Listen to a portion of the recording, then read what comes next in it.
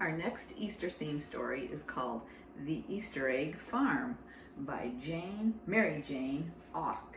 That's an interesting title, isn't it? I wonder what you get at an Easter egg farm. Let's find out. Pauline, that's this hen, lived in Mrs. Pennywort's hen house with 4 other hens. Each day, Mrs. Pennywort collected the eggs. "Only 4 eggs again today?" she asked. "Somebody isn't doing her job. Are you all trying?" The hens clucked. "Well, try harder. I want 5 eggs tomorrow. Concentrate." Pauline was embarrassed.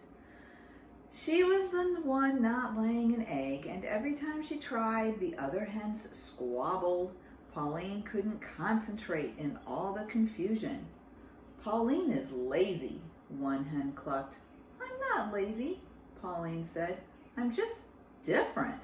She turned her back on the others and concentrated very hard.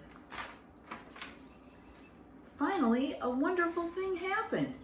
Pauline stepped back to look at the egg in her nest. It wasn't like the other eggs, though, but Pauline thought it was beautiful anyway. "Get a load of this," another hen cackled. "Pauline just laid the world's ugliest egg." "It's not ugly," Pauline said. "It's just different." But Pauline began to feel ashamed of her egg, and she nudged it under the straw with her beak. The harder Pauline tried to lay a normal egg, the stranger her eggs got. She hid each one of them, but not before the other hens had seen them and made fun of her. Can you see that she's laying eggs that look like the things that she's looking at? When Pauline couldn't stand the teasing any longer, she made herself a nest outdoors. She stared at the sky, concentrating very hard. This time her egg came out blue with clouds. But before Pauline could hide this one, someone saw it. Mrs. Pennywort. "Pauline, what a lovely egg," she said, holding it up in the sunshine. "This is too unusual to crack open for my breakfast. I'll put it on my windowsill where everyone can enjoy it."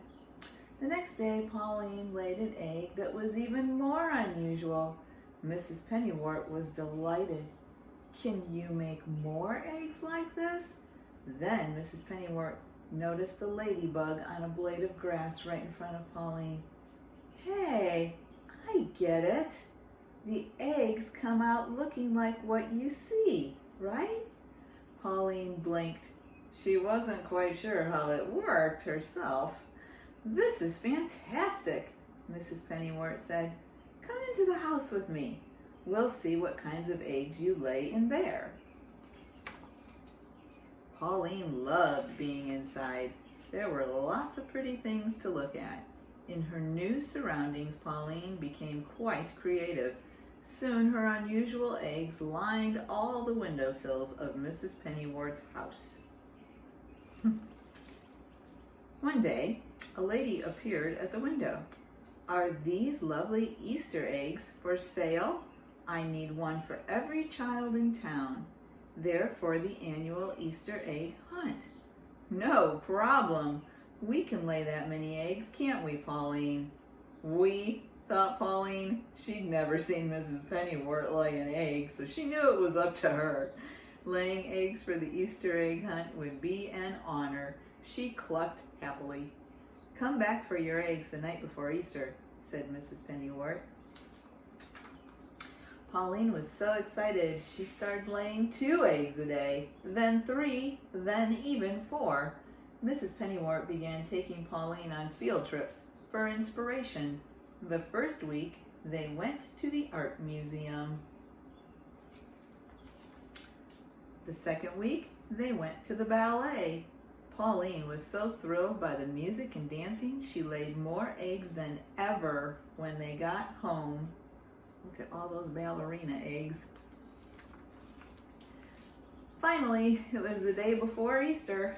The egg lady will be here tonight, said Mrs. Pennywort. I'd better start packing up the eggs.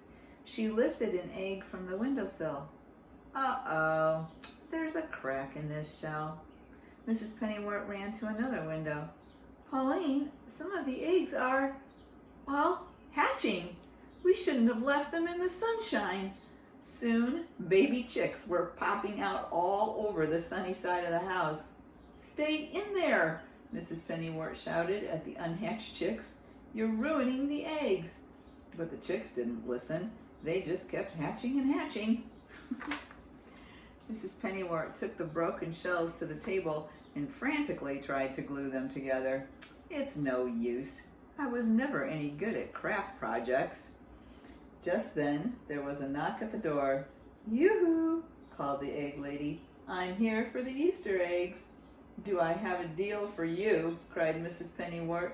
How would you like Easter chicks instead of eggs? Terrific, the egg lady said, as bright-colored chicks scurried all around. Easter chicks are even better than Easter eggs. Mrs. Pennywort helped the egg lady gather the chicks, but as fast as they were popped into a basket, the chicks jumped out again. Mrs. Pennywort heard a clucking noise and looked up. Pauline was fluffed up to twice her normal size. She spread her wings out like an umbrella, protecting all the chicks who were racing toward her. Oh, Pauline, said Mrs. Pennywort. Of course we can't give away the chicks. They're your babies. But what about the Easter egg hunt? The egg lady asked. Well, the eggs on the shady side of the house didn't hatch, Mrs. Pennywort said, so you can take those. Pauline kept all of her babies. She loved being a mother. Every day she took her chicks for a walk, showing them the beautiful things all around the farm. The chicks' grown-up feathers started to come in. These chicks are sure different, said Mrs. Pennywort. Pauline clucked proudly. Soon Pauline's daughters were laying their own eggs. They took turns in the nest box, laying eggs of every color and design. Children from miles around came to see the unusual eggs and unusual chickens. Mrs. Pennywort's farm became known as the Easter Egg Farm. Pauline still lives on the Easter Egg Farm, but she doesn't lay as many eggs as she used to.